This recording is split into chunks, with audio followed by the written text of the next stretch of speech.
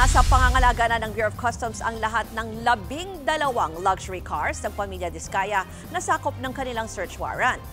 Sinelyohan na kanina ng DOC ang mga mamahaling sasakyan habang gumugulong ang investigasyon kung legal ba ang pagbili sa mga ito.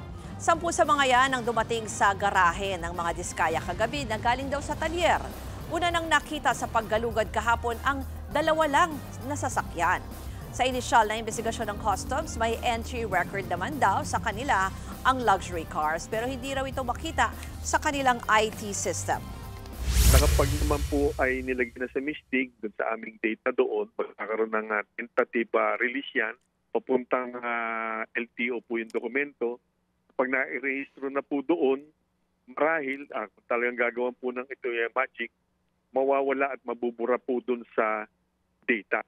Kaya marahil, kung totoo po yan po yung maaring kadahilanan po niya.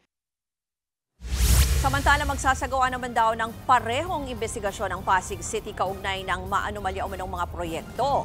Gate ni Mayor Vico Soto, kailangang managot lahat ng sangkot sa anomalya mula sa mga contractor hanggang sa mga tumatayong opisyal ng gobyerno. Importante may managot. Hindi pwedeng pagkatapos ng ilang buwan, tatahimik na lang ang issue, tapos magkakalimutan na tayo. Kailangan manatiling buhay yung issue. Kailangan makasuhan yung mga dapat kasuhan. So on our end, we're doing our part. We're assisting even national government agencies kung yung kailangan sa amin. Mga kapatid, Ruth Cabalco, para sa mabilis na pasada ng mga balitang dapat niyong malaman, mag-follow at mag-subscribe sa social media pages ng News 5.